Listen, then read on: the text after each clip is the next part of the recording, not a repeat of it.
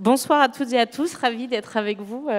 Quelle pression après la table ronde qu'on vient d'avoir.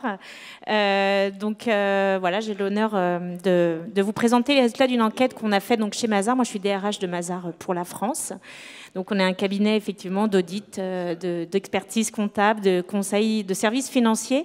Mais une particularité, souvent, on ne sait pas, c'est qu'on recrute majoritairement des jeunes diplômés ou des jeunes. Donc cette année, c'est 1000 jeunes qui nous ont rejoints, jeunes diplômés, stagiaires, alternants, sur un total de recrutement de 1400 pour la France. Et notre moyenne d'âge est de 29 ans.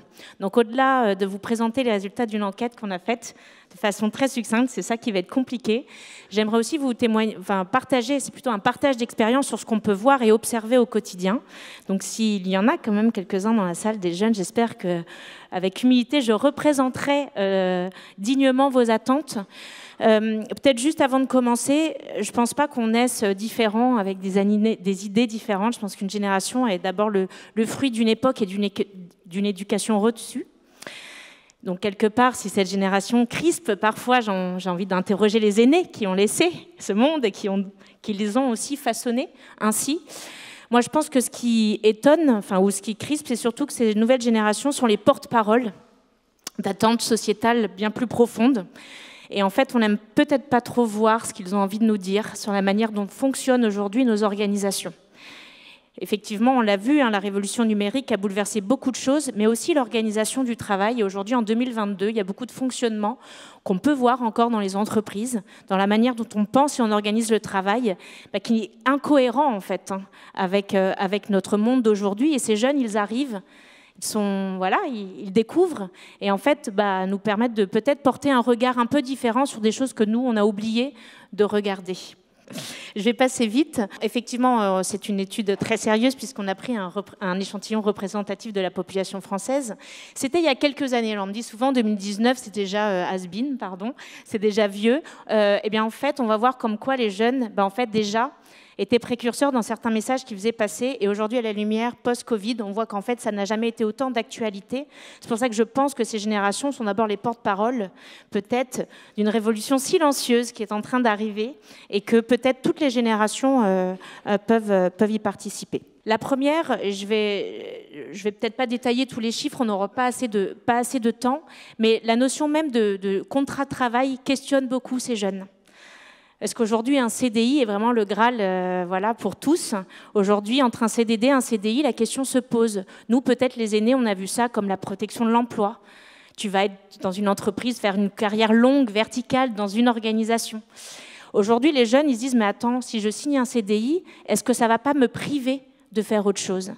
C'est vrai que si on questionne aujourd'hui le salariat, le contrat de travail, est-ce que ce n'est pas devenu, au-delà de la protection de l'emploi, plutôt un lien de subordination vis-à-vis d'individus qui viennent offrir leurs compétences pour leurs organisations?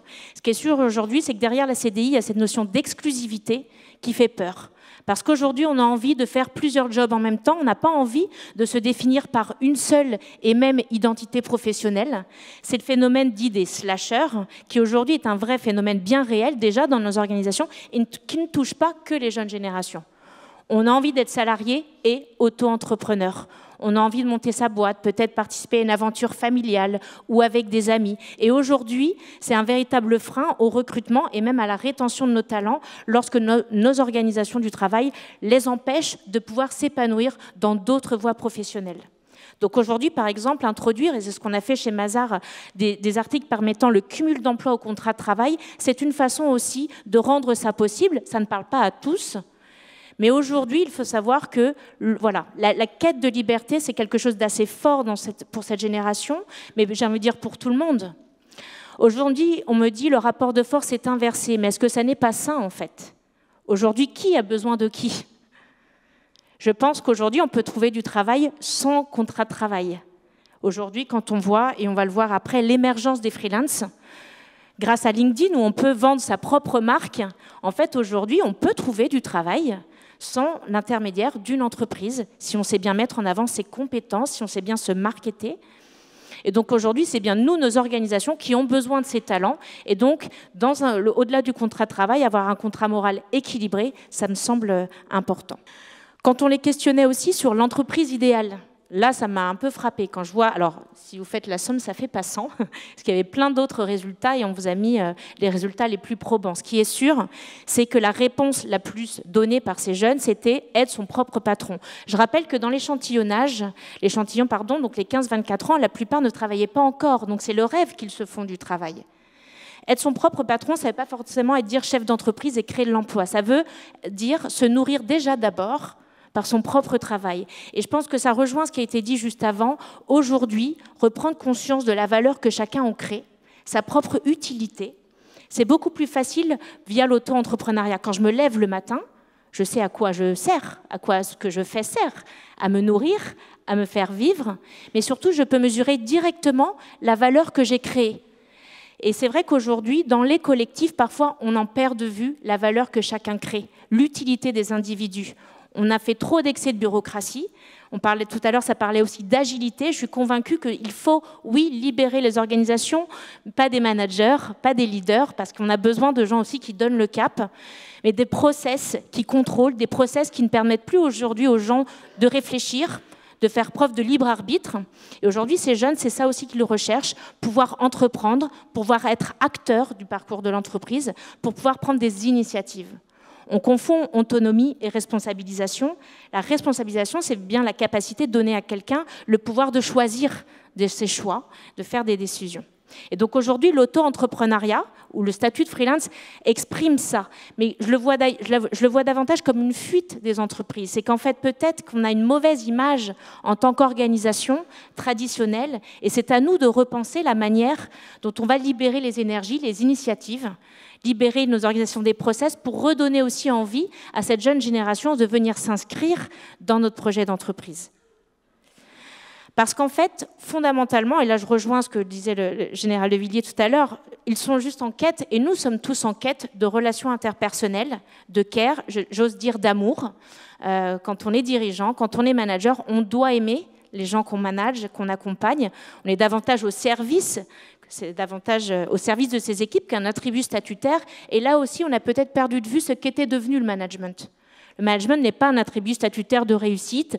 Je réussis verticalement et on va me coller l'équipe. Voilà, hein, et on compare les tailles d'équipe. Comme ça, en général, on se dit on est très important. C'est-à-dire qu'on a des départements en responsabilité très importants.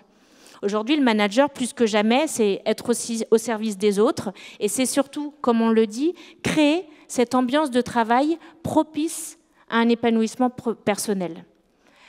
L'ambiance de travail, ce n'est pas les chief happiness officers, les baby-foot, les corbeilles de fruits, c'est revenir à des relations interpersonnelles saines. On s'écoute, on se respecte. Moi, je crois beaucoup en la bienveillance. La bienveillance, ce n'est pas la démagogie. La bienveillance, c'est aussi l'exigence, mais c'est l'humanité dans la manière de collaborer. On a tous... Voilà, une histoire, un historique, des cultures, des croyances.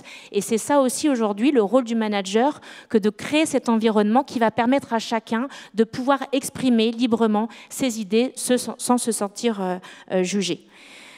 Bien sûr, la rémunération reste importante, mais quand on voit aujourd'hui qu'au même niveau, l'ambiance de travail, c'est-à-dire le climat social de l'entreprise est un facteur d'attractivité, on voit bien que c'est bien l'environnement psychologique de travail dont on parle aujourd'hui.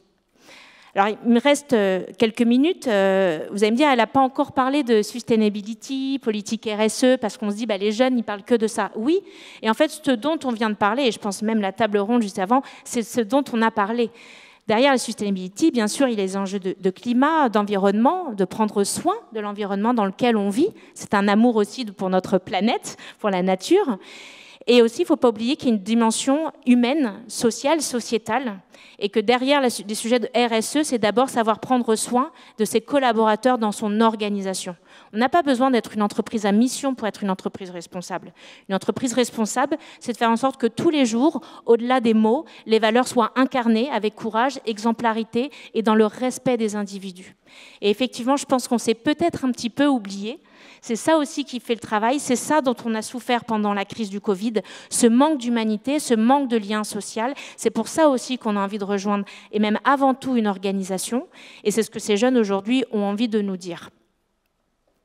peut-être aussi, j'avais envie de réagir tout à l'heure. Il y avait tellement de choses dites à la table ronde, parce que vous allez me dire, mais du coup, on parle souvent des jeunes, mais quelle est la place de l'intergénérationnel et des différentes générations dans l'organisation? Et je pense que l'enjeu, il est bien là aujourd'hui. Encore une fois, je ne crois pas que les jeunes vont changer tout seuls le monde. Je pense beaucoup à la transmission intergénérationnelle. C'est juste que c'est la manière dont aujourd'hui on doit œuvrer, effectivement, les faire grandir, les développer dans nos organisations. Les jeunes sont en recherche de leurs aînés, ont envie d'apprendre d'eux, mais qui dit transmission, dit partage d'expérience, et non pas « voilà comment j'ai fait il y a 10 ans, voilà comment tu devrais faire », mais plutôt « quel est mon chemin de vie, quelle est l'expérience, quelles ont été mes erreurs, quels ont été mes apprentissages ». Et ça, aujourd'hui, les jeunes, ils demandent à être guidés. On confond encore souvent aussi bienveillance et démagogie. Aujourd'hui, on pense qu'il faut dire oui à tout, à toutes les demandes, parce que justement, dans ce rapport de force aujourd'hui, on sait qu'il est compliqué de recruter, de retenir ces jeunes talents. Mais je pense que comme on parle d'éducation, aimer aussi ces équipes, c'est être extrêmement vigilant, exigeant, et strict quelque part sur le projet d'entreprise, le cap à respecter et surtout le bien vivre ensemble. Ce qu'on retrouve dans nos entreprises, c'est les sujets de société qu'on peut observer aujourd'hui. Une entreprise, c'est une mini-société dans laquelle on doit pouvoir et on doit apprendre à travailler ensemble. Et cet intergénérationnel aussi restera extrêmement important. Donc voilà en substance, parce que je pourrais parler encore pendant des heures du sujet.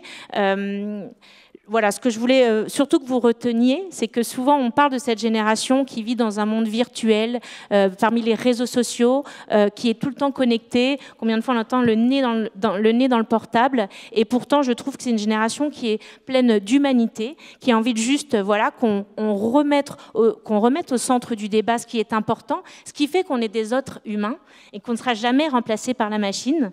C'est notre intelligence émotionnelle, notre capacité à pouvoir ressentir des émotions aussi dans le travail et les organisations, à faire sens commun et surtout à être utiles les uns pour les autres. Voilà. Donc j'espère que vous aurez donné. Merci beaucoup à tous. Merci Mathilde, c'est super. Merci beaucoup.